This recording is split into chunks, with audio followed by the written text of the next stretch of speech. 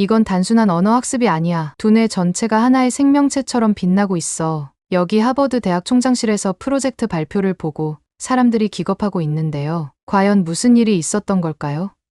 안녕하세요. 저는 하버드 대학교 언어학 박사이자 교수로 활동하고 있는 소피아 그레이스입니다. 저는 공부를 오래 하느라 남편과 비교적 늦은 나이에 결혼했습니다. 늘 아이를 갖고 싶었지만 쉽지 않았죠. 그러던 어느 날 벽면을 가득 채운 언어학 서적들 사이에서 강의 자료를 정리하고 있을 때 갑자기 전화벨이 울렸어요. 임신 테스트 결과가 양성이라는 소식이었습니다. 드디어 우리의 소원이 이루어진 거예요. 전화를 끊고 나서도 한동안 멍하니 서 있었어요. 그리고 갑자기 밀려오는 기쁨에 눈물을 흘렸습니다. 임신 기간 동안 누구보다 태아에게 사랑을 쏟고 매일 책을 읽어주었어요. 셰익스피어부터 촘스키까지 온갖 종류의 책을 읽어주었죠. 태교로 언어의 아름다움을 전해주고 싶었나 봅니다. 그렇게 9개월이 지나고 우리 딸 에밀리가 태어났어요. 처음엔 모든 게 완벽해 보였습니다. 하지만 시간이 지날수록 뭔가 이상하다는 느낌이 들기 시작했어요. 에밀리는 우리를 바라보지 않았고 이름을 불러도 반응하지 않았거든요. 18개월이 지나도 첫마디를 떼지 못했답니다. 현실을 피할 순 없었어요. 결국 우리는 에밀리를 데리고 전문의를 찾아갔죠. 긴 검사 끝에 의사는 에밀리에게서 자폐 스펙트럼 장애의 징후가 보인다고 말했습니다. 그 말을 듣는 순간 내 세상이 무너지는 것 같았어요. 언어를 연구하는 제가 말을 할 수 없는 아이의 엄마가 되다니.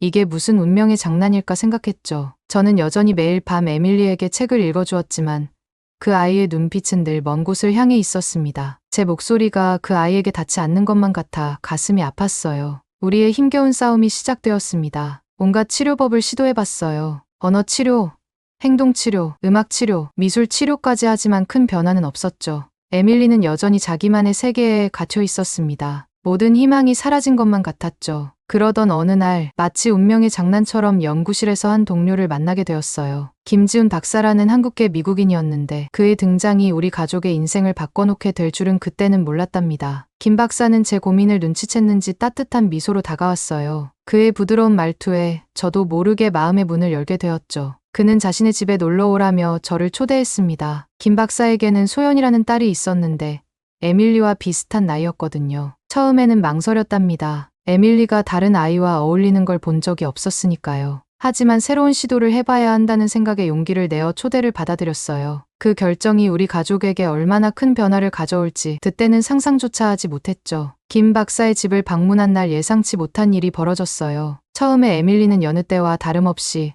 무표정한 얼굴로 소파에 앉아 있었죠. 소연이가 그림을 그리며 놀고 있는 동안 에밀리는 그저 허공만 바라보고 있었습니다. 그때 갑자기 소연이가 물감을 쏟고 말았어요. 당황한 소연이가 서랍을 열어 뭔가를 찾는 동안 우연히 서랍 안에 있던 이상한 모양의 블록들이 바닥에 쏟아졌습니다. 그 순간 믿을 수 없는 일이 일어났어요. 그때까지 어떤 장난감에도 관심을 보이지 않던 에밀리가 갑자기 몸을 일으켰죠. 그 아이의 눈이 바닥에 흩어진 블록들을 향해 고정되었어요. 처음으로 에밀리의 눈에서 호기심의 빛을 발견했습니다. 에밀리는 조심스럽게 소파에서 내려와 블록 하나를 집어들었어요. 그 모습을 보며 내 심장이 빠르게 뛰기 시작했죠. 에밀리는 블록을 이리저리 돌려보더니 갑자기 그 위에 그려진 글자를 따라 손가락으로 천천히 그리기 시작했습니다. 그 순간 시간이 멈춘 것만 같았어요. 에밀리가 처음으로 무언가에 집중하는 모습을 보게 된 거죠. 눈물이 눈가에 맺혔지만 꾹 참았답니다. 에밀리의 집중을 방해하고 싶지 않았거든요. 김 박사도 이 놀라운 광경을 지켜보고 있었어요. 그의 표정에서 뭔가 중요한 일이 일어나고 있다는 것을 직감할 수 있었죠. 조용히 그에게 물었습니다. 저 블록들이 뭔가요? 김 박사는 미소를 지으며 대답했어요. 한글 블록이에요. 우리나라의 고유 문자죠. 각 글자가 발음 기관을 본떠 만들어져서 아이들이 직관적으로 배우기 쉽답니다. 그의 설명을 들으며 깊은 생각에 빠졌어요. 어쩌면 이것이 에밀리를 도울 수 있는 열쇠가 될 수도 있겠다는 생각이 들었죠. 그 순간 오랫동안 잃어버렸던 희망이 내 마음속에서 다시 피어나기 시작했습니다. 그 자리에서 바로 김 박사에게 블록을 구할 수 있는지 물어봤어요. 다행히 김 박사는 흔쾌히 몇 세트를 빌려주겠다고 했죠. 그날 밤 마이클과 나는 오랜만에 희망에 차서 이야기를 나눴습니다. 에밀리의 달라진 눈빛에 대해 한참을 이야기했어요. 정말 오랜만에 본 집중력이었다고 마이클도 동의했죠. 다음 날부터 나는 한글에 대해 더 자세히 알아보기 시작했습니다. 김 박사의 도움을 받아 한글의 과학적 원리를 파헤치기 시작했어요. 자음은 발음 기관의 모양을 본떠 만들어졌다는 사실이 특히 놀라웠죠. 기억은 혀뿌리가 목구멍을 막는 모양을, 이은은 혀가 윗잇몸에 닿는 모양을 본떴다는 걸 알게 되었어요.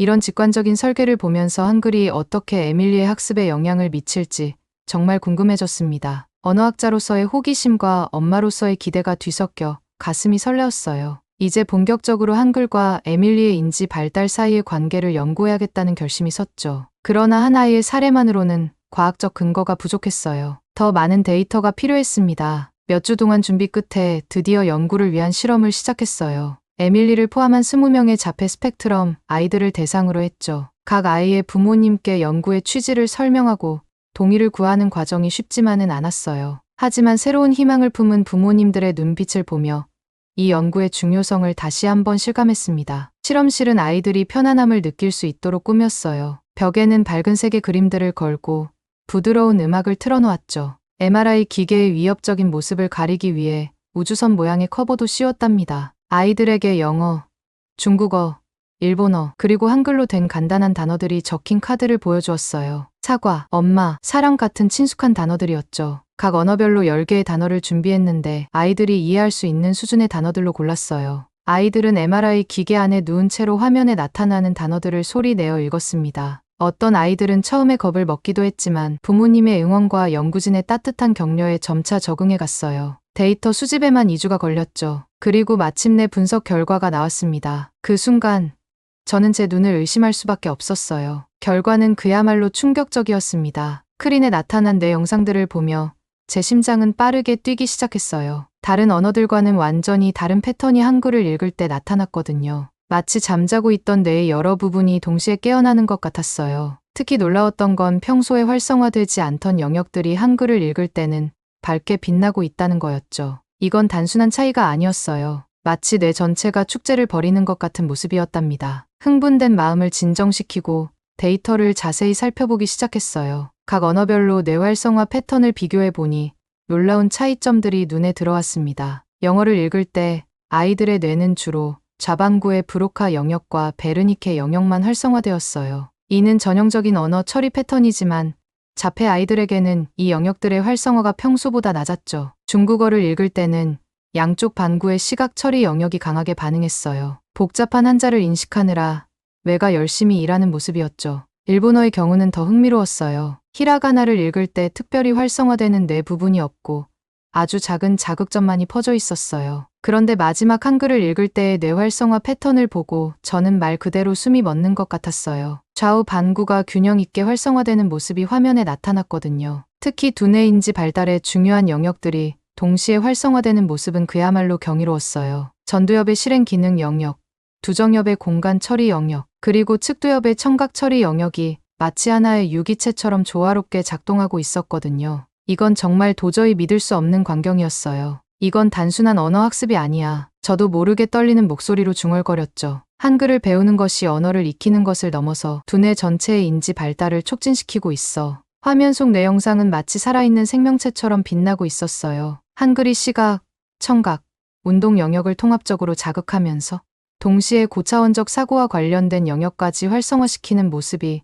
너무나 선명했거든요. 이건 마치 내 전체가 하나의 웅장한 교향악을 연주하는 것 같았어요. 각각의 영역들이 서로 다른 악기가 되어 아름다운 하모니를 만들어내고 있었죠. 그 순간 저는 깨달았어요. 우리가 발견한 것은 단순한 문자 체계가 아니라 인간의 인지 능력을 전방위적으로 발달시킬 수 있는 놀라운 도구라는 것을요. 한글이 가진 이 특별한 힘이 자폐 아이들에게 어떤 변화를 가져올 수 있을지 생각하니 가슴이 뜨거워졌습니다. 그런데 문제는 이 충격이 이게 시작일 뿐이었다는 점입니다. 더 놀라운 발견은 그 다음이었어요. 시간이 지날수록 한글을 읽을 때 아이들의 뇌 구조가 변화하는 모습이 관찰된 거죠. DTI 검사 결과를 보면서 저는 눈물이 날 것 같았어요. 신경 가소성이 증가하고 언어 처리 영역들 사이의 연결이 강화되는 것이 눈에 보이듯 선명했거든요. 신경 가소성이란 가장 중요한 뇌 기능 중의 하나예요. 새로운 경험이나 학습에 따라 자신을 재구성하고 적응하는 능력을 말해요. 마치 플라스틱처럼 뇌가 유연하게 변화하는 거죠. 화면 속 영상은 마치 뇌 속에 새로운 길이 만들어지는 것 같았어요. 기존에 단절되어 있던 영역들 사이에 다리가 놓이고 희미하던 신경 연결이 굵고 선명한 고속도로로 변하는 모습이었죠. 이런 변화는 자폐 아이들에게 특히 의미가 커요. 보통 자폐증은 뇌의 여러 영역 사이의 연결이 약하다고 알려져 있거든요. 그런데 한글 학습이 이 연결을 강화시키고 있다니 이건 그야말로 혁명적인 발견이었어요. 이건 마치 뇌에 새로운 지도를 그리는 것 같아요.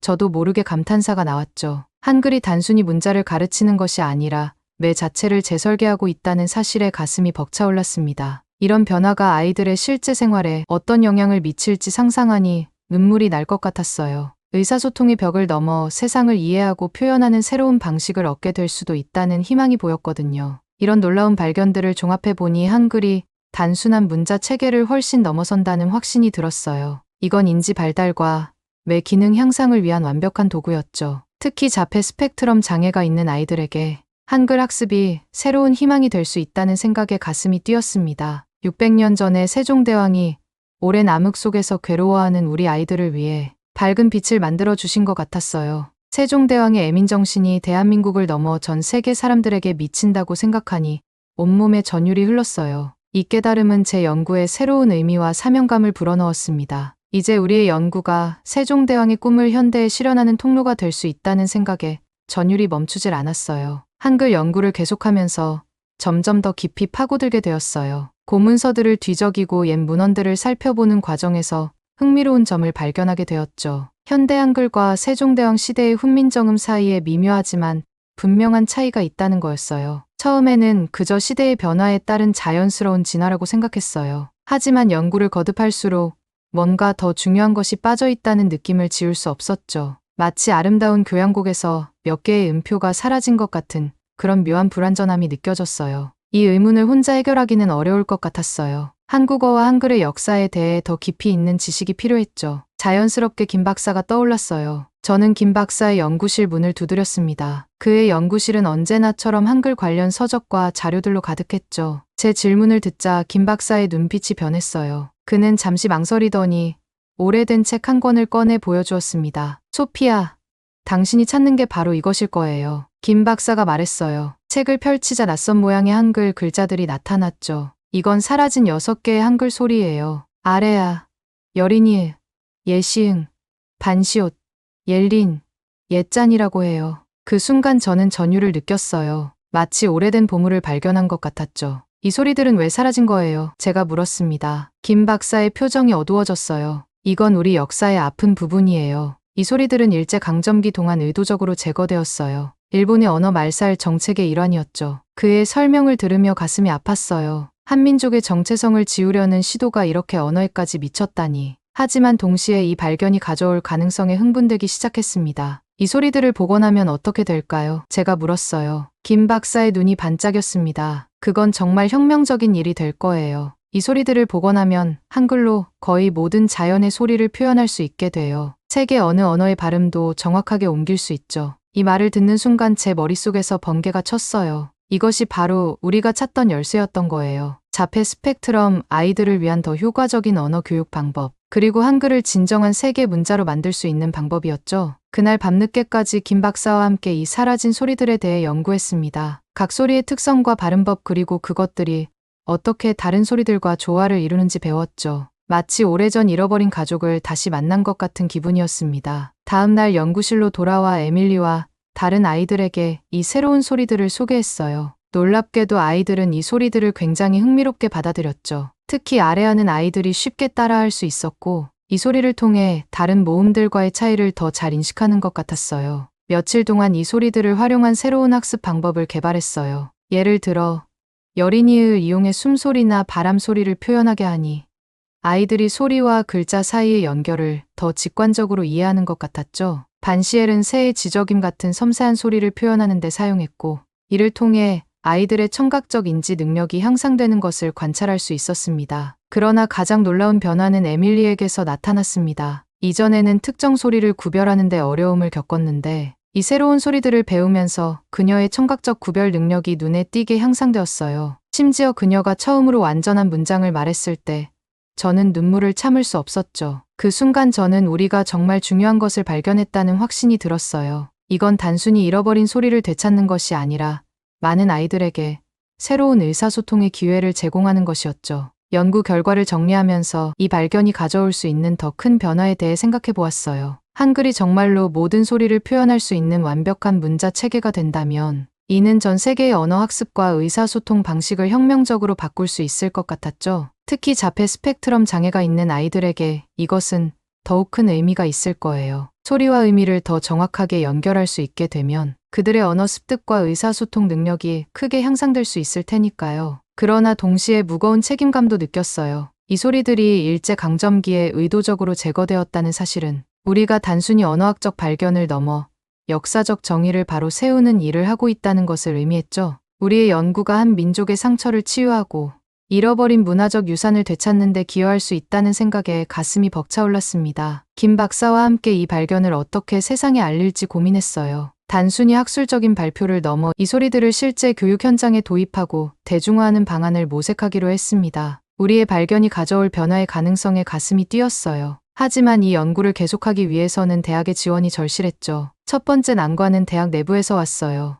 연구 제안서를 제출했을 때 대부분의 교수들은 회의적인 반응을 보였죠. 학과 회의실에서 제안서 발표를 마쳤을 때 주변의 차가운 시선이 피부에 와닿는 것 같았어요. 언어학과 주임 교수가 먼저 입을 열었어요. 이 연구는 너무 비현실적입니다. 한글을 세계 공용어로 만든다는 것 자체가 말이 안 되는 소리예요. 그의 말에 다른 교수들도 동조하기 시작했죠. 재정 담당 교수는 예산 문제를 지적했어요. 이런 대규모 프로젝트에 우리 대학의 한정된 자원을 쓸 수는 없습니다. 이건 명백한 예산 낭비예요. 심지어 평소 제 연구를 지지해주던 멘토 교수님마저 고개를 저으셨어요. 소피아, 당신의 열정은 이해합니다. 하지만 이 연구의 학문적 가치가 의심돼요. 우리는 객관적이고 검증 가능한 결과를 내야 합니다. 가장 충격적이었던 건 인류학과 교수의 발언이었어요. 이 프로젝트는 위험한 민족주의적 발상입니다. 우리는 글로벌 시대에 살고 있어요. 특정 문화의 우수성을 주장하는 것은 시대착오적이에요. 회의실을 나설 때 다리가 후들거렸어요. 복도를 걸어가는 내내 동료들의 수군거림이 들리는 것 같았죠. 연구실에 도착해서야 눈물이 터져 나왔어요. 밤새 울면서 모든 것을 포기하고 싶다는 생각이 들었습니다. 여러 해 동안 쌓아온 연구가 한순간에 무너진 것 같았거든요. 김 박사가 위로의 말을 건넸지만 귀에 들어오지 않았어요. 하지만 새벽녘 문득 에밀리의 얼굴이 떠올랐습니다. 한글을 배우기 시작하면서 처음으로 밝게 웃던 그 순간, 생애 처음으로 엄마라고 말했을 때의 그 기쁨 가득한 눈빛, 그 모습을 떠올리자 다시 힘이 생기기 시작했어요. 에밀리뿐만 아니라 전 세계의 수많은 아이들, 의사소통의 어려움을 겪는 모든 이들의 얼굴이 떠올랐습니다. 그들에게 새로운 희망을 줄 수 있다는 생각에 가슴이 뛰었죠. 다음 날 아침 김 박사와 마주 앉아 진지하게 이야기를 나눴어요. 우리의 연구가 가진 가치 그리고 그것을 어떻게 다른 이들에게 전달할 수 있을지에 대해 오랫동안 토론했습니다. 결국 우리는 총장님을 직접 만나 설득하기로 했어요. 대학 내 다른 교수들의 지지를 얻기 전에 최고 결정권자의 이해와 지원이 필요하다고 판단했거든요. 총장실 앞에 서서 심호흡을 했어요. 이번이 마지막 기회라는 걸 알았죠. 모든 열정과 확신을 담아 우리의 비전을 전달해야 했어요. 문을 두드리는 순간 이 프로젝트가 단순한 연구가 아니라 세상을 변화시킬 수 있는 혁명적인 시도라는 믿음이 더욱 강해졌습니다. 총장님을 설득해야 했습니다. 그 일이 결코 쉽지 않으리라는 걸 알고 있었어요. 먼저 우리의 연구 결과를 정리하기 시작했어요. 한글의 우수성을 입증할 과학적 데이터를 모으는 일이 급선무였죠. MRI 스캔 결과, 뇌파 분석 데이터, 인지 능력 향상 지표 등을 꼼꼼히 정리했답니다. 데이터를 분석하면서 더욱 놀라운 사실들을 발견하게 되었어요. 한글 학습이 자폐 스펙트럼, 아이들의 뇌 활성화 패턴을 변화시킨다는 것이 명확히 드러났거든요. 특히 의사소통과 관련된 뇌 영역의 연결성이 크게 향상되는 모습을 볼 수 있었답니다. 이런 결과를 바탕으로 실험적 교육 프로그램을 만들었어요. 에밀리를 포함한 10명의 자폐 아동들을 대상으로 8주간의 집중 한글 교육을 실시했죠. 프로그램은 매일 2시간씩 새롭게 발견한 소리들을 포함한 한글의 기본 원리부터 시작해서 점차 복잡한 문장 구성까지 나아갔어요. 프로그램을 진행하면서 아이들의 변화를 지켜보는 것은 정말 감동적이었어요. 처음에는 글자를 보고 무반응이던 아이들이 점차 흥미를 보이기 시작했고 몇 주가 지나자 간단한 단어를 스스로 쓰기 시작했죠. 에밀리의 경우 프로그램 종료 시점에는 짧은 문장으로 자신의 감정을 표현할 수 있게 되었답니다. 부모님들의 반응은 더 뜨거웠습니다. 한 어머니는 눈물을 글썽이며 제 손을 잡더라고요. 처음으로 아이와 대화를 나눌 수 있게 되었다고 하시면서요. 그 순간 저도 눈물을 참을 수 없었답니다. 시험 결과를 정리하고 나니 이제 총장님을 설득할 차례였어요. 발표 자료를 만들면서 밤을 새우기를 여러 번 드디어 완벽한 프레젠테이션이 완성되었죠. 과학적 데이터, 아이들의 변화를 담은 영상, 부모님들의 인터뷰까지 모든 것을 담았어요. 발표 전날 밤 긴장감에 잠을 이루지 못했어요. 머릿속으로 발표 내용을 계속 되새기며 이리저리 뒤척였죠. 문득 에밀리의 얼굴이 떠올랐어요. 그 아이의 변화된 모습, 밝아진 눈빛, 처음으로 엄마, 사랑해요라고 말했을 때의 그 순간, 그 기억이 제게 용기를 주었답니다. 다음 날 아침, 깊은 숨을 들이쉬며 총장실 앞에 섰어요. 김 박사가 옆에서 힘을 실어주었습니다. 문을 열고 들어가자 총장님과 여러 교수님들이 모여 계셨어요. 긴장된 마음을 진정시키며 발표를 시작했습니다. 존경하는 총장님, 그리고 여러 교수님들. 오늘 저희가 발표할 내용은 단순한 언어 연구를 넘어 수많은 아이들과 가족들의 삶을 변화시킬 수 있는 혁명적인 발견에 관한 것입니다. 1시간 동안 열정을 다해 설명했어요. 한글의 과학적 우수성, 자폐 아동들의 놀라운 변화, 그리고 이 연구가 가져올 수 있는 세계적인 영향력까지. 발표를 마치고 나니 온몸에 힘이 빠졌어요. 모든 것을 쏟아부은 느낌이었죠. 총장님의 표정이 심각해 보였어요. 길게 느껴지는 침묵이 이어졌죠. 그때 총장님이 입을 열었어요. 교수님, 정말 놀라운 연구 결과네요. 하지만 이런 큰 프로젝트를 지원하기에는 리스크가 너무 큰 것 같습니다. 더 많은 증거와 검증이 필요해 보이는데요. 순간 가슴이 무너지는 것 같았어요. 하지만 포기할 수 없었죠. 용기를 내어 다시 한번 말씀드렸어요. 총장님, 이 연구는 단순한 학문적 호기심이 아닙니다. 우리는 지금 수많은 아이들의 미래를 바꿀 수 있는 기회를 잡고 있어요. 더 나아가 한글의 우수성을 세계에 알리고 우리 대학을 세계적인 연구 중심지로 만들 수 있는 기회입니다. 부디 저희에게 기회를 주십시오. 열정적인 호소에 총장님의 표정이 조금씩 변하기 시작했어요. 다른 교수님들도 흥미로운 표정으로 서로 속삭이기 시작했죠. 긴 침묵이 이어지다 총장님이 입을 열어 프로젝트의 이름을 물으셨어요. 순간 당황했어요. 앞불사, 연구의 모든 측면을 아우르는 이름을 생각해두지 않았던 거예요. 머릿속이 하얘졌죠. 그때 에밀리의 얼굴이 떠올랐습니다. 그리고 이어서 우리가 돕고자 하는 모든 아이들, 전 세계 사람들이 떠올랐죠. 그리고 문득 깨달았습니다. 우리의 목표는 단순히 한글을 가르치는 게 아니라 세종대왕의 꿈을 현대에 실현하는 거였어요. 모든 이가 쉽게 배우고 자신을 표현할 수 있게 하는 것. 그래, 바로 그거예요. 저는 떨리는 목소리로 대답했어요. 세종누리 프로젝트입니다. 총장님의 눈썹이 살짝 올라갔어요. 세종누리라, 흥미로운 이름이네요. 무슨 의미인가요? 저는 깊은 숨을 들이쉬고 설명했어요. 세종대왕의 꿈을 현대에 실현하여 전 세계 모든 이들이 한글의 혜택을 누리게 하자는 뜻입니다. 누리는 세계를 의미하는 순우리말이에요. 자폐 아동들뿐만 아니라 언어 장벽으로 어려움을 겪는 모든 이들에게 새로운 세상을 열어주는 것이 우리의 목표입니다. 설명을 듣던 총장님의 눈빛이 변하고 입가에 미소가 번지는 게 보였죠. 총장님은 이 프로젝트가 단순한 연구가 아니라 세종의 진정한 비전을 담은 거라고 높게 평가해 주셨어요. 그렇게 우리는 6개월간의 프로젝트 연구 허가를 받아냈습니다. 그 순간의 기쁨은 말로 표현할 수 없었어요. 김 박사와 얼싸안으며 기쁨의 눈물을 흘렸죠. 우리의 꿈을 현실로 만들 기회를 얻은 거예요. 총장실을 나서며 굳게 다짐했습니다. 이 6개월 우리는 반드시 성공해야 해요. 에밀리와 같은 아이들, 그리고 세종대왕의 꿈을 위해 이제 진정한 도전이 시작된 거죠. 프로젝트 공식 승인이 나자마자 우리 팀은 본격적인 연구에 착수했습니다. 우리는 사라진 6개의 글자를 복원해서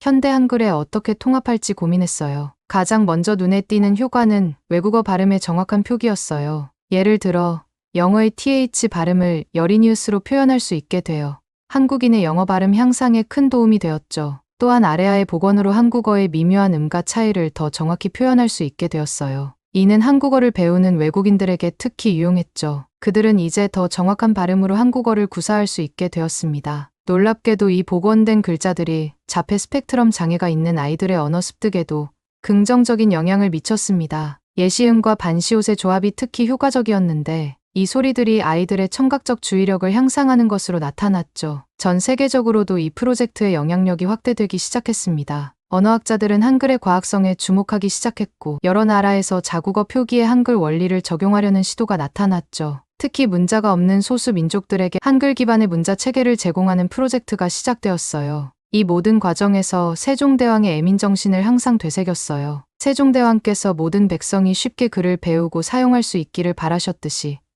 우리도 전 세계 모든 이들이 쉽게 의사소통할 수 있는 도구를 만들고자 했죠. 에밀리의 변화는 이 프로젝트의 의미를 더욱 깊게 해주었습니다. 새로운 글자들을 배우면서 그 아이의 언어 능력이 눈에 띄게 향상되었거든요. 처음으로 느리지만 단단한 발음으로 엄마, 나 학교 가고 싶어요 라고 말했을 때 저는 눈물을 참을 수 없었어요. 이제 우리의 목표는 더 커졌습니다. 단순히 연구에 그치지 않고 이 프로젝트를 통해 전 세계의 언어 장벽을 허물고 모든 이에게 평등한 의사소통의 기회를 제공하는 것. 그것이 바로 세종누리 프로젝트의 궁극적인 목표예요. 에밀리의 손을 잡고 연구실을 나서며 생각했습니다. 우리는 반드시 이 프로젝트를 성공시킬 거예요. 세종대왕의 꿈을 이어받아 한글의 아름다움과 과학성을 전 세계에 알리고 모든 이가 쉽게 배우고 사용할 수 있는 문자를 만들어낼 거예요. 그리고 그 여정에 에밀리와 같은 수많은 아이들이 함께할 거라고 믿어요. 이것이 바로 우리가 꿈꾸는 세상, 세종대왕께서 꿈꾸셨던 그 세상이니까요. 오늘 사연은 여기까지입니다. 한글의 위대함은 자폐아의 두뇌를 깨우고 활성화하는 데까지 영향을 미치네요. 세종대왕의 뜻을 널리 펼치는 세종누리 프로젝트 진심으로 응원합니다. 여러분은 오늘 사연 어떻게 생각하시는지 댓글 많이 달아주세요. 저는 더 좋은 사연으로 돌아오겠습니다. 감동 도서관이었습니다. 감사합니다. 브라이언, 그게 뭐라고 그렇게 흥분하는 거야? 부사장님, 이건 중국어와 일본어와는 전혀 달라요. 한글 기반 시스템은 99% 이상의 정확도를 보였어요. 여기 테슬라 책임연구원이 본사와의 화상회의에서 열변을 토하고 있는데요. 과연 무슨 일이 있었던 걸까요? 안녕하세요. 저는 브라이언 스미스입니다. 테슬라에서 AI 및 자율주행 시스템 수석 책임연구원을 맡고 있어요. 제 이야기를 들려드리기 전에 제 배경에 대해 간단히 설명드리고 싶습니다. 저는 실리콘밸리의 상류층 엘리트 가정에서 자랐어요. 아버지는 유명 소프트웨어 회사의 CTO였고 어머니는 자동차 디자인 분야의 선구자였죠. 두 분 모두 각자의 분야에서 혁신을 이뤄내느라 바쁘셨기 때문에 저는 어린 시절 대부분을 혼자 보냈습니다. 가장 기억에 남는 건 텅 빈 차고에서 부모님을 기다리던 시간이에요. 그곳에서 저는 주변의 공구들을 이용해 라디오를 분해하고 조립하는 등 손기술을 익혔죠. 아버지의 오래된 컴퓨터로 게임을 하다가 프로그래밍에 관심을 갖게 되었고 어머니의 자동차 설계도를 구경하며 기계공학에 대한 호기심을 키웠습니다. 이런 환경 덕분에 저는 어릴 때부터 최신 기술에 노출되었지만 역설적이게도 제 세계는 매우 제한적이었어요. 가족 여행은 주로 실리콘밸리의 테크 컨퍼런스나 미국 내 자동차 박람회로 한정되었고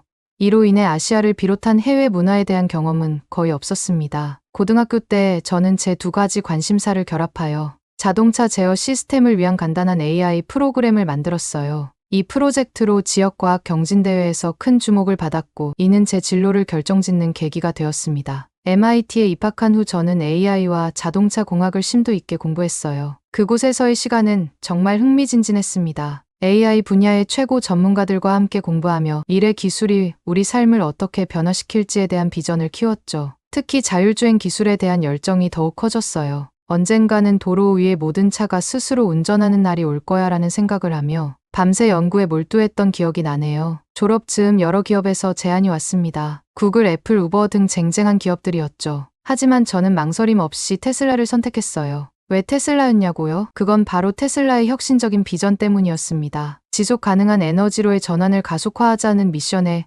완전히 매료되었거든요. 단순히 돈을 버는 것이 아니라 인류의 미래를 위해 일한다는 생각에 가슴이 뛰었습니다. 테슬라에서의 첫날 정말 흥분됐어요. 드디어 내가 세상을 바꿀 수 있는 일을 하게 되는구나라는 생각에 들떴죠. 동시에 엄청난 책임감도 느꼈습니다. 자율주행 기술은 단순한 편의를 넘어 사람들의 생명과 직결된 문제니까요. 그래서 더욱 열심히 일했습니다. 밤을 새우는 것은 일상이었고 주말에도 연구실에 나와 코딩을 하곤 했죠. 우리 팀의 노력 덕분에 테슬라의 FSD 기술은 빠르게 발전했습니다. 아, FSD가 뭐냐고요? Full Self-Driving 완전 자율주행의 약자예요. 정말 멋지죠?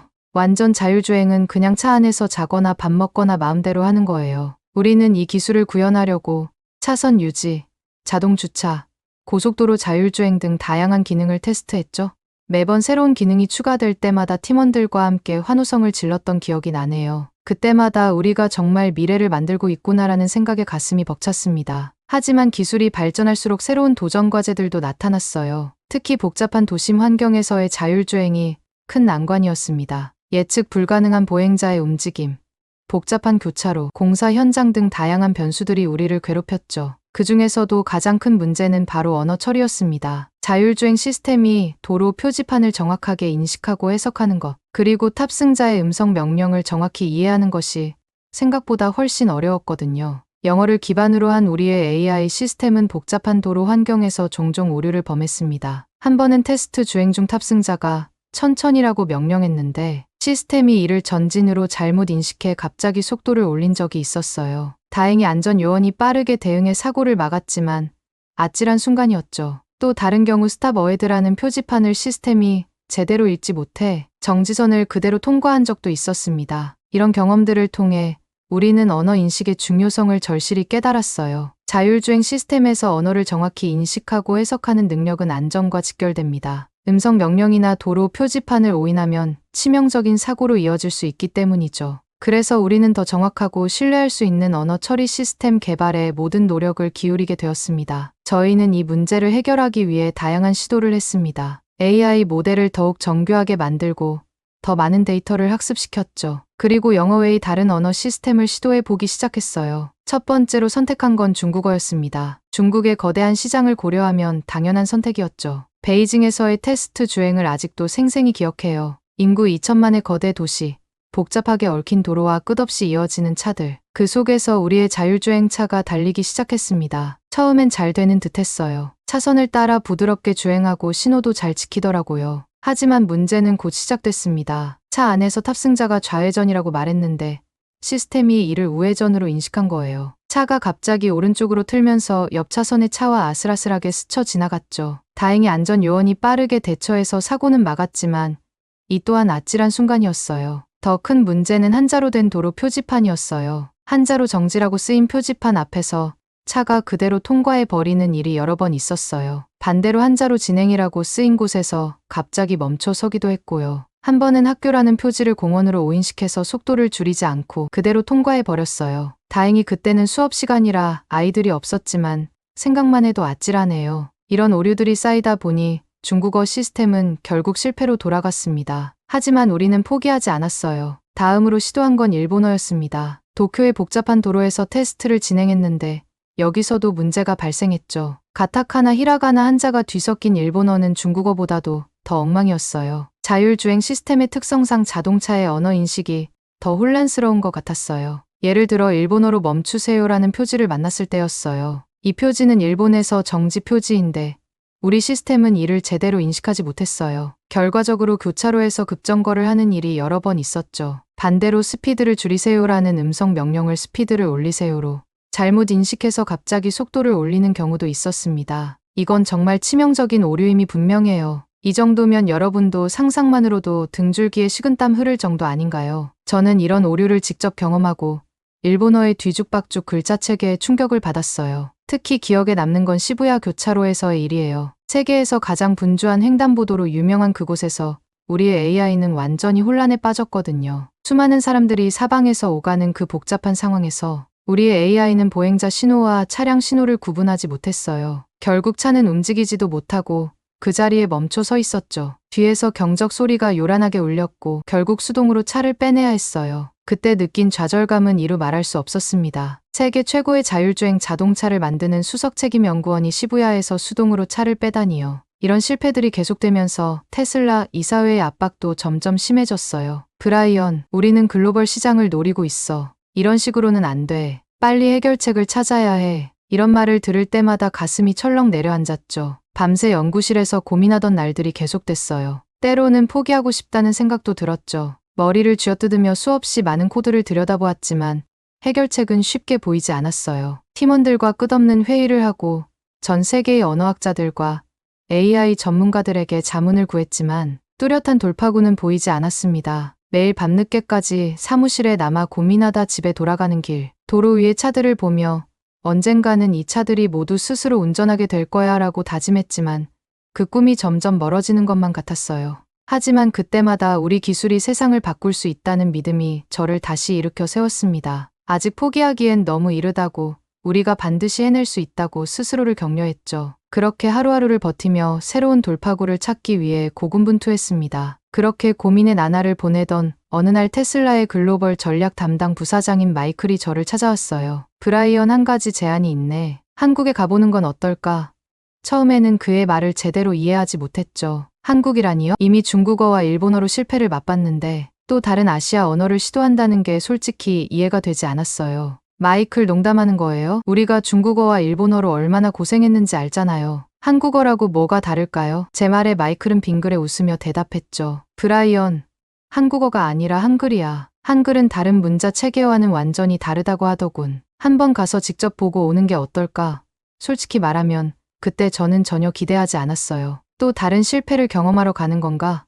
하는 생각뿐이었죠. 하지만 다른 선택지도 없었고 어쩌면 이게 마지막 기회일지도 모른다는 생각에 한국행을 결정했습니다. 인천공항에 도착했을 때 처음 본 한글 표지판이 아직도 기억나요. 뭔가 달랐어요. 복잡해 보이지 않았거든요. 오히려 단순하고 체계적으로 보였죠. 하지만 그때까지만 해도 그게 무슨 의미인지 몰랐습니다. 서울 시내로 들어서면서 제 눈은 점점 더 커져갔어요. 도로 표지판, 간판, 광고판 모두 한글로 쓰여 있었는데 이상하게도 읽기 쉬워 보였거든요. 특히 LED 전광판에 흐르는 한글 문장들이 눈에 띄게 선명하고 깔끔해 보였습니다. 호텔에 체크인하고 TV를 켰을 때였어요. 한글 자막이 나오는데 그 순간 뭔가 번뜩 떠올랐어요. 이거다. 심장이 빠르게 뛰기 시작했죠. 한글의 각 글자가 독립적으로 서 있으면서도 조화롭게 연결되는 모습이 마치 컴퓨터 코드 같아 보였거든요. 동양의 언어가 다 비슷할 텐데 왜 한글만 유독 코드처럼 잘 짜인 느낌이 드는 걸까?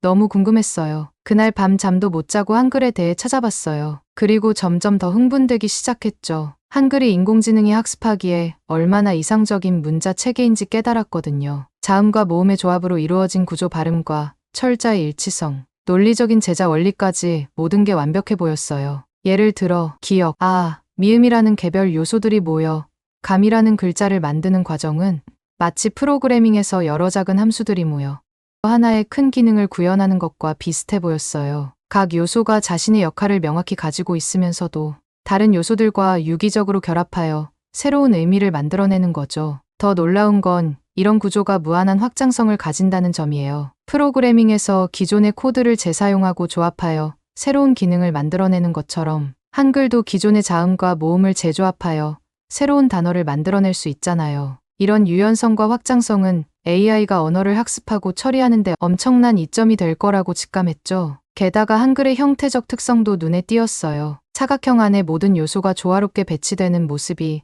마치 잘 정리된 코드 블록 같았거든요. 이런 규칙적이고 체계적인 구조는 컴퓨터가 인식하고 처리하기에 매우 효율적일 거라는 생각이 들었어요. 그 순간 저는 한글이 단순한 문자 체계를 넘어 AI 시대에 가장 적합한 언어 시스템이 될 수 있겠다는 확신이 들었습니다. 한글의 이런 특성들을 우리의 AI 시스템에 적용한다면 언어 처리 능력이 획기적으로 향상될 수 있을 거라고 생각했죠. 그야말로 자율주행 기술의 게임 체인저가 될 수 있을 것 같았어요. 저는 다음 날부터 한글 전문가들을 만나기 시작했습니다. 언어학자, 컴퓨터 공학자, 한글 디자이너들까지 사람들을 만날 때마다 저는 계속해서 충격을 받았어요. 특히 한글의 제자 원리를 듣고 저는 그저 놀라움을 넘어 경외감마저 느꼈어요. 이건 단순한 문자 체계가 아니었어요. 그야말로 과학과 철학 그리고 예술이 완벽하게 조화를 이룬 걸작이었죠. 자음이 발음 기관의 모양을 본떠 만들어졌다는 사실은 언어학적으로 너무나 혁신적이에요. 예를 들어 기역은 혀가 목구멍을 막는 모양을, 이은은 혀가 윗잇몸에 닿는 모양을 본뜬 거죠. 이렇게 시각적으로 발음 방법을 나타내니 마치 발음 교육을 위한 다이어그램을 보는 것 같았어요. AI가 이런 원리를 학습한다면 음성 인식과 생성에 있어 획기적인 발전을 이룰 수 있을 거라는 생각이 들었죠. 모음이 하늘, 땅, 사람을 상징하는 점과 선으로 이루어졌다는 건 더욱 놀라웠어요. 이건 단순한 기호가 아니라 우주관을 담고 있는 거잖아요. 점은 하늘, 은은 땅, 이는 서 있는 사람을 나타낸다고 하더라고요. 이런 철학적 깊이가 문자에 담겨 있다니 정말 감동이었어요. 이런 인문학적 깊이가 AI 학습에 어떤 영향을 미칠지 상상하니 가슴이 뛰더라고요. AI가 단순히 패턴을 인식하는 것을 넘어 언어의 본질과 철학까지 이해할 수 있게 될지도 모른다는 생각이 들었거든요. 예를 들어 AI가 하늘이라는 단어를 처리할 때 단순히 텍스트나 음성 데이터로만 인식하는 게 아니라 그 안에 담긴 우주관까지 이해할 수 있게 될 수도 있겠다는 거죠. 더군다나 이런 체계적인 구조는 AI의 학습 효율성을 크게 높일 수 있을 것 같았어요. 각 문자가 가진 의미와 원리를 이해하면 AI는 새로운 단어나 개념을 더 쉽게 학습하고 일반화할 수 있을 테니까요. 이는 자율주행 시스템이 새로운 환경이나 상황에 더 유연하게 대응할 수 있게 해줄 거예요. 게다가 한글의 이런 특성은 AI에게 일종의 언어적 직관을 제공할 수 있을 것 같아요. 마치 인간이 언어를 배울 때 단순 암기가 아니라 원리를 이해하며 학습하는 것처럼요. 이는 AI가 더 자연스럽고 인간적인 언어 처리 능력을 갖출 수 있게 해줄 거라고 확신했죠. 결국 한글은 단순한 문자 체계를 넘어 하나의 세계관 철학적 체계라는 걸 깨달았어요. 이런 깊이 있는 시스템을 AI에 적용한다면 우리는 단순한 기계 학습을 넘어 진정한 의미의 인공지능에 한 걸음 더 다가갈 수 있지 않을까요? 그 순간 저는 한글이 미래 AI 기술의 핵심이 될 수 있다는 확신이 들었습니다. 서울 도심을 달리며 실제 도로 환경에서 한글 인식 테스트를 해봤어요. 결과는 놀라웠습니다. 천천히와 전진 같은 비슷한 음성 명령도 정확하게 구분했고 정지, 서행 같은 도로 표지판도 거의 완벽하게 인식했어요. 심지어 복잡한 간판들 사이에서도 필요한 정보만 정확하게 추출해냈죠. 특히 인상 깊었던 건 한글의 모듈성이었어요. 자음과 모음을 조합해 새로운 글자를 만들 수 있다는 점이 AI에게는 엄청난 장점이 될 수 있겠더라고요. 새로운 단어나 개념이 생겨도 기존의 요소들을 조합해 표현할 수 있으니까요. 이런 경험들을 하면서 점점 확신이 들었어요. 이거다. 우리가 찾던 해답이 바로 이거야. 흥분된 마음을 안고 매일 밤 테슬라 본사와 화상 회의를 했죠. 하지만 제가 발견한 것들을 본사에 설명하는 과정은 결코 쉽지 않았어요. 매일 밤 화상 회의를 하면서 한글의 구조와 특성, 그리고 그것이 AI에 어떤 이점을 줄 수 있는지 차근차근 설명했죠. 처음에는 대부분의 임원들이 의아해하는 표정이었어요. 브라이언, 그게 뭐라고 그렇게 흥분하는 거야?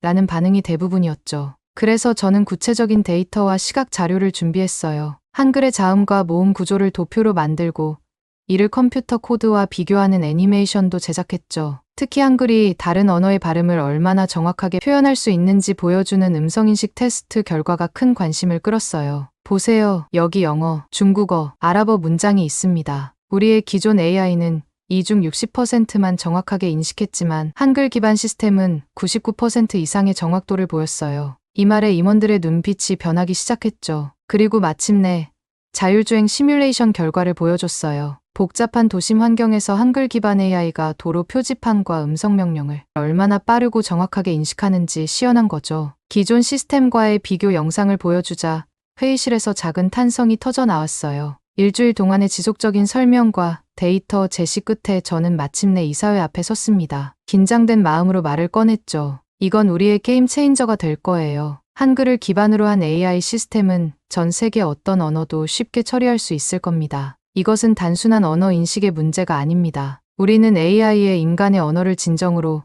이해시킬 수 있는 열쇠를 찾은 겁니다. 제 말이 끝나자 회의실은 잠시 침묵에 빠졌어요. 임원들은 서로 눈빛을 교환했고 몇몇은 미간을 찌푸리며 깊은 생각에 잠긴 듯했죠. 그 침묵의 시간이 제게는 몇 시간처럼 느껴졌어요. 그때 CTO가 입을 열었습니다. 브라이언, 솔직히 일주일 전만 해도 난 내가 미쳤다고 생각했어. 하지만 이 데이터들을 보니 이건 정말 혁명적인 발견이 될 수 있겠어. 그의 말에 다른 임원들도 고개를 끄덕이기 시작했고 곧 열띤 토론이 이어졌어요. 2시간의 격렬한 논의 끝에 CEO가 최종 결정을 내렸습니다. 좋아, 브라이언. 우리는 내 프로젝트를 전폭적으로 지원하기로 했어. 이게 실패하면 우리 모두가 책임을 져야 할 테지만 성공한다면 우리는 자율주행의 역사를 새로 쓰게 될 거야. 그렇게 프로젝트 세종이 시작되었어요. 한글의 창제자인 세종대왕의 이름을 따서 지은 이름이죠. 우리는 한국의 최고 언어학자들과 AI 전문가들을 영입했고 서울의 비밀 연구소를 차렸어요. 매일매일이 새로운 발견의 연속이었죠. 한글의 구조를 AI에 적용하는 과정은 생각보다 훨씬 수월했어요. 자음과 모음의 조합 원리를 알고리즘화하고 문장 구조를 분석하는 모델을 만들었죠. 특히 한글의 모듈성 덕분에 새로운 단어나 개념을 학습하는 속도가 엄청나게 빨랐어요. 물론 어려움도 있었죠. 한글을 바탕으로 다른 언어를 처리하는 방법을 개발하는 게 특히 까다로웠어요. 하지만 우리 팀은 포기하지 않았습니다. 밤낮으로 연구를 거듭했고 마침내 획기적인 돌파구를 찾아냈죠. 한글의 기본 구조를 바탕으로 다른 언어의 소리를 표현하는 방식을 개발했어요. 이걸 우리는 음소 매핑이라고 불렀죠. 쉽게 말해 세계 모든 언어의 소리를 한글로 번역하는 거예요. 예를 들어 한글에 없는 TH 발음 같은 거예요. 영어의 TH 발음은 한글에 없잖아요. 그래서 우리는 이를 쌍디귿과 히읗의 중간 즈음으로 설정했어요. AI에게 이 소리는 쌍디귿과 히읗 사이 어딘가야 라고 가르치는 거죠. 이런 식으로 세계 모든 언어의 소리를 한글의 자음과 모음 그리고 그 조합으로 표현해 나갔어요. 마치 한글이 모든 언어의 공통분모 역할을 하는 거죠. 프로젝트가 진행될수록 저는 점점 더 한글의 우수성에 감탄하게 됐어요. 한글은 마치 레고 블록 같았어요. 기본 부품은 단순하지만 이를 조합하면 어떤 복잡한 구조도 만들어낼 수 있는 것처럼요. 전 세계의 다양한 발음을 이렇게 체계적으로 표현할 수 있다는 게 정말 놀라웠죠. 특히 인상 깊었던 건 우리가 한 번도 들어본 적 없는 새로운 언어의 소리도 한글로 표현할 수 있다는 거였어요. 이론적으로는 외계어가 와도 한글로 표현할 수 있을 거예요. 이 발견은 우리의 AI 시스템이 단순히 현존하는 언어를 처리하는 것을 넘어 미래의 언어 변화나 새로운 언어 생성에도 대응할 수 있다는 걸 의미했죠. 이 과정을 통해 저는 한글이 단순한 문자 체계가 아니라 인간 언어의 본질을 꿰뚫는 과학적 체계라는 걸 깨달았어요. 세종대왕은 단순히 새로운 문자를 만든 게 아니라 인간 언어의 보편적 원리를 발견하고 이를 체계화한 거죠. 세종대왕의 업적을 더 깊이 이해하게 되면서 저는 그의 천재성에 대해 완전히 새로운 차원의 존경심을 느끼게 되었어요. 그는 단순히 새로운 문자를 만든 게 아니었어요. 인간 언어의 근본 원리를 꿰뚫어 보고 이를 가장 논리적이고 체계적인 형태로 구현해낸 거죠. 이건 정말 놀라운 일이에요. 제가 특히 정말 경악한 것은 세종대왕의 한글 창제 이유입니다. 그는 백성들이 쉽게 읽고 쓸 수 있는 문자를 만들고자 했대요. 당시 한자를 읽고 쓸 수 있는 사람들은 극소수의 양반층뿐이었거든요. 세종대왕은 모든 사람이 글을 읽고 쓸 수 있어야 한다고 믿었던 거예요. 이런 애민정신 정말 대단하지 않나요? 뜻이 있는 사람은 하루아침에 배우고 어리석은 사람도 열흘이면 배울 수 있다라는 세종대왕의 말씀을 들었을 때 저는 가슴 깊은 곳에서 나오는 감동을 느꼈어요. 그의 목표는 단순히 새로운 문자를 만드는 게 아니라 지식과 교육의 민주화였던 거죠. 이런 비전이 600년도 더된 과거에 있었다니 저는 그의 통찰력과 천재성에 경탄하지 않을 수 없었어요. 우리의 목표도 결국 기술을 더 많은 사람들에게 접근 가능하고 안전하게 만드는 거니까요. 자율주행 기술이 모든 사람들에게 안전하고 편리한 이동수단을 제공하는 것.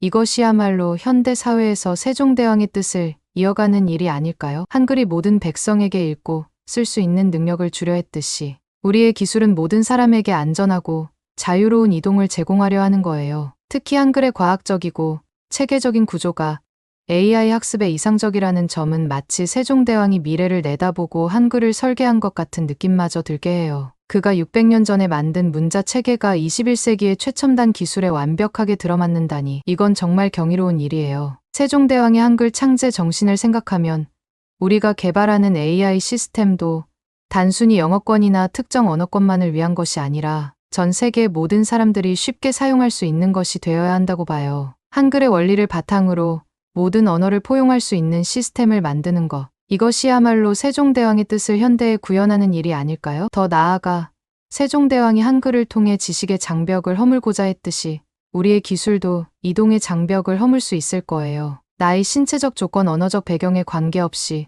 누구나 안전하게 이동할 수 있는 세상, 이것이 우리가 꿈꾸는 미래이고 또 세종대왕이 꿈꾸었을 세상이 아닐까 싶어요. 이렇게 생각하니 우리의 프로젝트가 단순한 기술 개발을 넘어 훨씬 더 의미 있는 일이 된 것 같아 가슴이 벅차오르네요. 세종대왕의 한글 창제 정신을 이어받아 우리도 이 시대의 새로운 훈민정음을 만들어가고 있는 거예요. 기술을 통해 모든 사람이 평등하게 혜택을 누릴 수 있는 세상, 그것이 바로 우리가 만들어가는 미래인 거죠. 이런 생각을 하면 할수록 우리가 하고 있는 일에 대한 자부심과 책임감이 더욱 커져요. 앞으로 이 프로젝트를 진행하면서 항상 세종대왕의 정신을 마음에 새기고 그의 뜻을 이어갈 수 있도록 최선을 다해야겠어요. 끝으로 세종대왕의 사랑을 600년간 받고 있는 한국 사람들이 정말 부러워요. 한글이 전 세계 사람에게 사랑받기까지 저도 연구 열심히 하겠습니다. 오늘 사연은 여기까지입니다. 어떻게 들으셨나요? 세종대왕이 600년 사랑 정말 고맙죠. 매일 읽고 쓰는 한글인데 더 소중하게 생각해야겠어요. 오늘 사연 재밌게 들으셨다면 구독 버튼 한 번만 클릭 부탁드립니다. 저는 더 좋은 사연으로 찾아뵐게요. 감동 도서관이었습니다. 감사합니다. 히라가나를 AI 기본 언어로 채택해야 합니다. 히라가나는 46개의 문자로 모든 일본어 발음을 표현할 수 있습니다. 그의 말이 끝나기도 전에 누군가 의자를 박차고 일어나며 말했습니다. 아니요, 한글이 더 적합합니다. 한글은 단 24개의 기본 자모로 모든 발음을 표현할 수 있어요. 게다가 조합 원리로 1172개의 음절을 만들 수 있죠. 한글은 효율성과 확장성 면에서 히라가나를 압도합니다. 히라가나와 한글을 두고 두 사람이 치열하게 논쟁을 펼치고 있는데요. 과연 무슨 일이 있었던 걸까요? 안녕하세요. 저는 앤드류 스미스입니다. 현재 구글에서 인공지능 이미지 에디터 총괄을 맡고 있어요. 제가 이 자리에 오기까지의 여정은 꽤나 흥미진진했답니다. 우선 인공지능에서 이미지가 왜 중요한지부터 알려드리고 싶네요. 인공지능 이미지 에디터가 필요한 이유는 정말 다양해요. 제가 구글에서 일하면서 깨달은 점도 이 기술이 우리 일상 곳곳에 깊숙이 관여하고 있다는 거예요. 먼저 우리가 매일 사용하는 스마트폰 카메라를 생각해 보세요. 구글 포토 같은 서비스는 AI를 이용해 사진을 자동으로 분류하고 검색할 수 있게 해줘요. 삼성 스마트폰도 이런 기능이 있다고 알고 있어요. 사람들이 강아지 사진을 많이 찍으면 인공지능이 알아서 자동으로 강아지 카테고리를 만들어서 사진을 저장해 주죠. 이런 기능을 위해서는 고도로 발전된 이미지 인식 AI가 필요합니다. 이뿐만이 아니에요. 인공지능에서 이미지가 진짜 중요한 이유는 의료 분야 때문이라고 해도 과언이 아니에요. AI가 의료 이미지를 분석해 질병을 예측하고 진단을 보조하는 거죠. 예를 들어 폐암 조기 진단에 AI가 큰 도움을 주고 있어요. CT 스캔 이미지를 분석해 의사가 놓칠 수 있는 작은 폐 결절을 97%의 정확도로 찾아낸다고 해요. 이는 생존율을 크게 높일 수 있는 혁신적인 기술이에요. 하지만 AI 이미지 기술의 발전에는 위험도 따르죠. 바로 딥페이크 기술 때문이에요. 이 기술은 실제와 구분하기 어려운 가짜 영상을 만들어내는 거예요. 정치인의 가짜 연설 영상을 만들어 여론을 조작하는 등 악용될 수 있죠. 또한 보이스 피싱 등의 금융범죄에도 악용될 가능성이 있어요. 그래서 우리 같은 AI 이미지 전문가들은 이런 가짜 영상을 탐지하고 방어하는 기술 개발에도 힘쓰고 있어요. 이처럼 인공지능 이미지 에디터는 일상생활에서 아주 중요한 일을 하는 사람입니다. 이런 기술을 구현하기 위해 저희 구글에서 실시한 빅 이벤트가 있었죠. 한국 사람들도 당연히 아실 테고 전 세계 사람 중에 아마 모르는 사람이 없을 거예요. 바로 이세돌과 알파고 바둑대국이 있었죠. 제 커리어의 전환점도 역시 2016년 이세돌 구단과 알파고의 대국이었어요.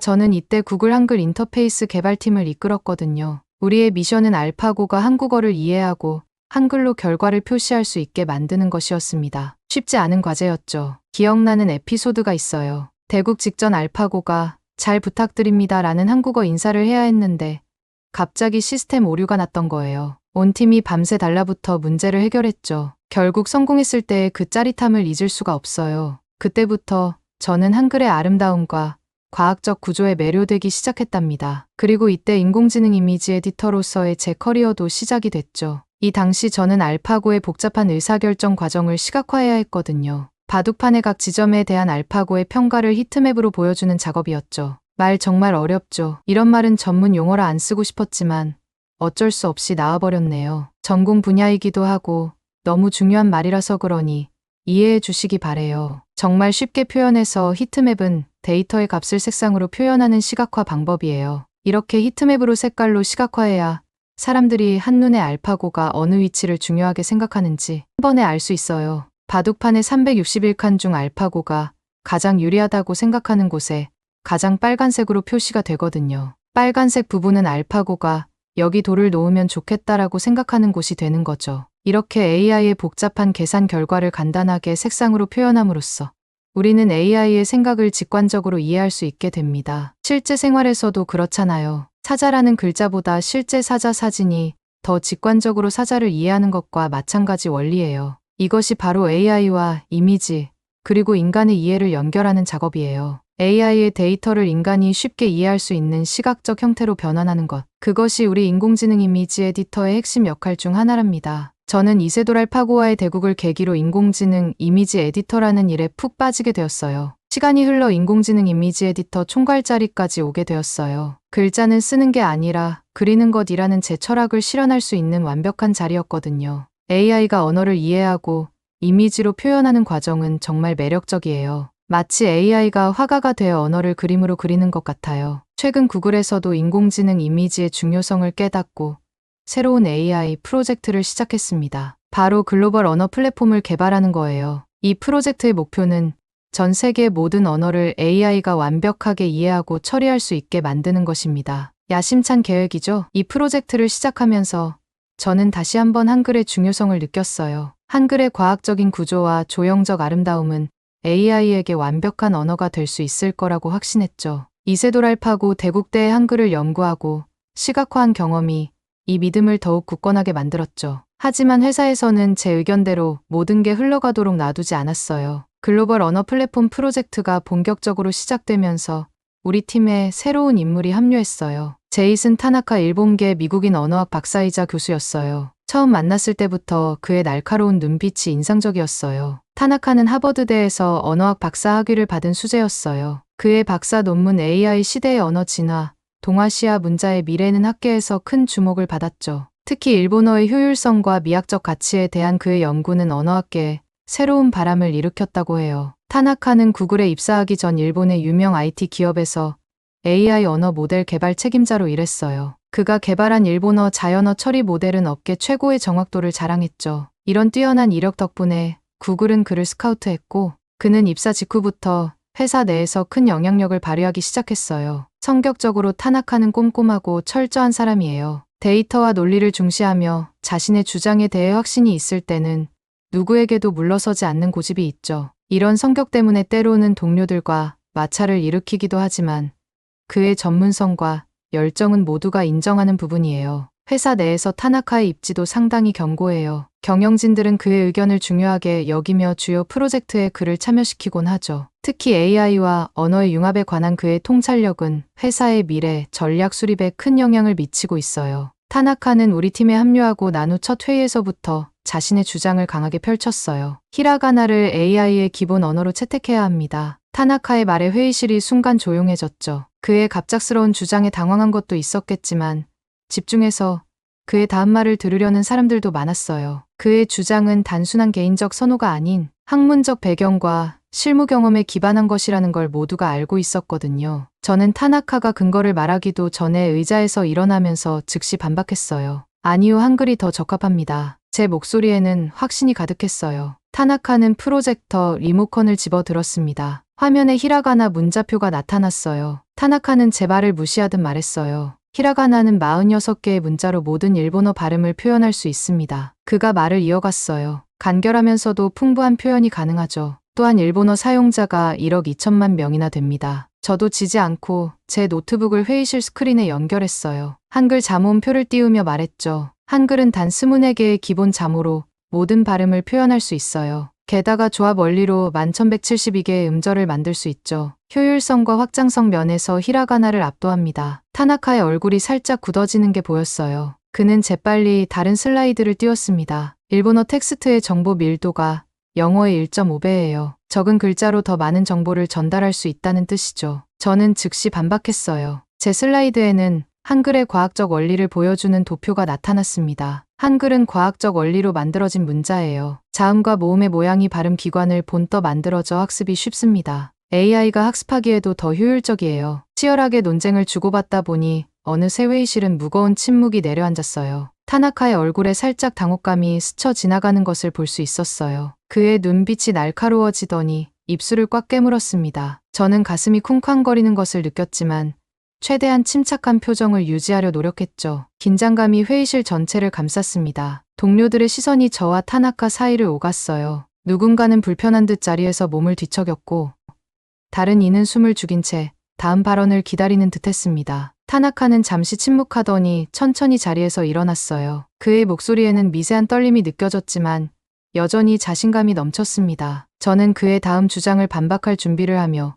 긴장된 마음을 다스렸습니다. 타나카는 히라가나의 우아한 곡선을 강조하는 이미지를 보여주며 말했어요. 히라가나는 곡선 위주로 구성되어 있어 시각적으로 부드럽고 AI가 인식하기 쉬워요. 저는 한글의 기하학적 구조를 보여주는 도표를 띄우며 대응했습니다. 한글은 직선과 곡선의 조화로 구성되어 있어 오히려 더 다양한 패턴을 AI에게 제공할 수 있습니다. 이는 AI의 패턴 인식 능력을 향상하는 데 도움이 될 거예요. 회의실의 공기가 점점 더 무거워졌어요. 동료들은 우리의 열띤 논쟁을 지켜보며 때로는 고개를 끄덕이고 때로는 의문의 표정을 지었죠. 마침내 한 동료가 손을 들고 물었어요. 두 언어의 문자 인식률은 어떻게 되나요? 타나카가 먼저 대답했어요. 그의 목소리에는 자신감이 넘쳤습니다. 히라가나의 OCR 정확도는 99.7%입니다. 저는 즉시 대응했죠. 한글의 OCR 정확도는 99.9%에 달해요. 0.2%의 차이가 큰 영향을 미칠 수 있습니다. 회의가 끝나고 나서도 사무실 전체가 술렁거렸어요. 복도에서 카페테리아에서 심지어 엘리베이터 안에서도 한글과 히라가나에 대한 열띤 토론이 이어졌죠. 며칠 후 경영진으로부터 메일이 왔어요. 메일 내용을 읽는 순간 타나카와 제 눈이 마주쳤습니다. 우리는 서로를 바라보며 깊은 한숨을 내쉬었어요. 각자의 주장이 옳다고 믿었지만 회사의 미래를 위해 합의점을 찾아야 한다는 부담감이 우리를 짓눌렀습니다. 그날 밤 저는 늦게까지 사무실에 남아 더 구체적인 증거를 모으기 시작했어요. 한글의 우수성을 입증하기 위해 다양한 분야의 사례를 수집했죠. 그 과정에서 놀라운 사실들을 발견했습니다. 먼저 저는 K 콘텐츠의 세계적 인기에 주목했어요. 기생충, 오징어 게임, 사랑의 불시착 같은 한국 드라마와 영화들이 전 세계적으로 열풍을 일으키고 있죠. 이런 콘텐츠의 성공 뒤에는 한글이라는 강력한 플랫폼이 있다는 걸 깨달았어요. 저는 밤새 수집한 자료를 바탕으로 다음날 회의실에서 한글의 우수성을 설명하기 시작했어요. 한글은 단순한 문자가 아닙니다. 한글은 K 콘텐츠의 핵심 플랫폼이에요. 한글의 과학적이고 체계적인 구조가 창의적인 표현을 가능하게 하고 이것이 콘텐츠의 질을 높이는 데 기여하고 있습니다. 한글의 세계성은 이게 끝이 아니에요. BTS, 블랙핑크 같은 K-팝 가수들의 세계적 인기도 한글과 무관하지 않아요. 한글의 음운 체계가 다양한 리듬과 운율을 만들어내는 데 적합하기 때문이죠. 이는 AI가 음악을 학습하고 생성하는 데도 큰 장점이 될 수 있습니다. 그리고 저는 춤까지 언급했죠. K-팝 아이돌의 춤 동작을 설명할 때도 한글이 유리해요. 동작의 흐름을 한글의 형태로 시각화하면 AI가 더 쉽게 학습하고 재현할 수 있을 겁니다. 이야기를 하는 도중에 한글의 우수함과 세계적인 영향력에 저도 모르게 소름이 돋았어요. 동료들에게 말을 하는 내내 그 전율은 더 심해졌고 저는 더 힘차게 이야기를 이어갔어요. 한글의 장점은 여기서 끝이 아닙니다. 한글은 스포츠 중계에서도 엄청난 장점이 있습니다. 한글은 빠른 상황 전개를 간결하고 정확하게 표현할 수 있어요. 이는 실시간 자막 생성이나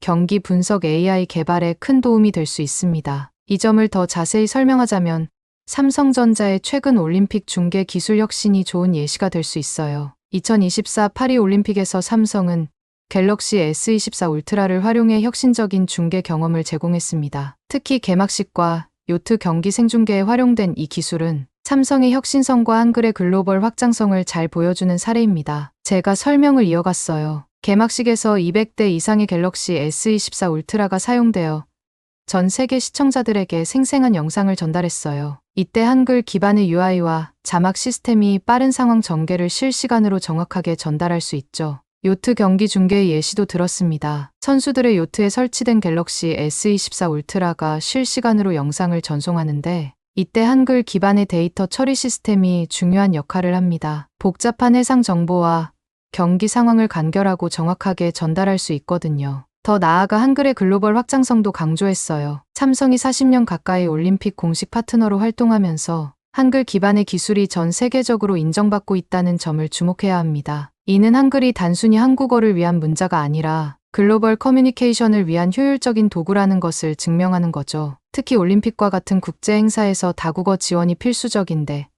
한글의 구조적 특성이 이를 가능하게 합니다. 한글은 다양한 언어의 발음을 정확하게 표현할 수 있어 실시간 통역이나 다국어 자막 생성에 매우 유리해요.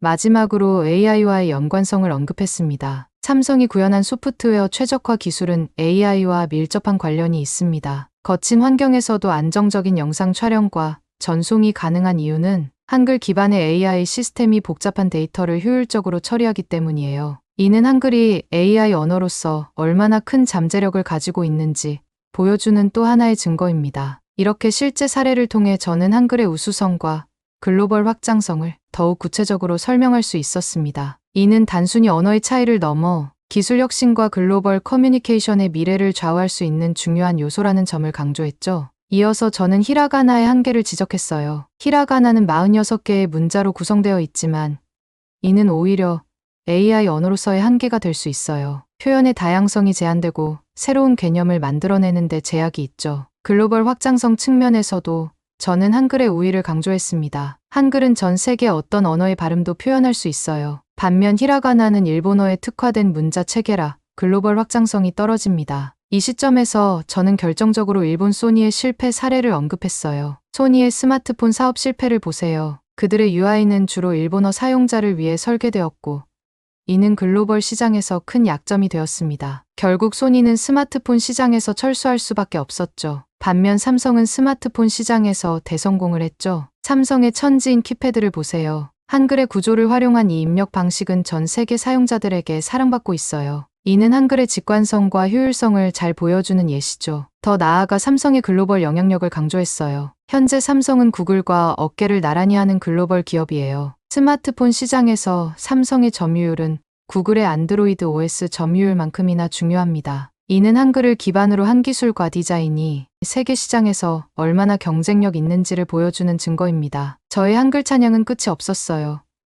저는 AI 학습 효율성 측면에서도 한글의 우수성을 강조했어요. 한글은 형태소 분석이 쉽고 문장 구조가 명확해요. 이는 AI가 언어를 학습하고 이해하는 데 큰 장점이 됩니다. 반면 히라가나는 문맥 의존성이 높아 AI 학습에 더 많은 데이터와 시간이 필요할 수 있어요. 마지막으로 저는 미래 기술과의 연계성을 언급했습니다. VR, AR 기술의 발전과 함께 3D 공간에서의 텍스트 표현이 중요해질 거예요. 한글의 기하학적 구조는 이런 3D 환경에서 더욱 가독성이 높고 미적으로 우수할 겁니다. 제 발표가 끝나자 회의실은 잠시 침묵에 빠졌어요. 동료들의 표정에서 깊은 고민을 읽을 수 있었죠. 타나카도 무언가 말하려다 입을 다물었어요. 이 순간 저는 한글이 단순한 문자 체계를 넘어 AI 시대의 핵심 인프라가 될 수 있다는 확신이 들었습니다. 우리의 선택이 단순히 회사의 프로젝트를 넘어 미래 기술의 방향을 결정짓는 중요한 순간이 될 것 같았어요. 한글의 가능성을 더 깊이 탐구하고 싶다는 열정이 가슴속에서 타올랐습니다. 말을 마치고 나서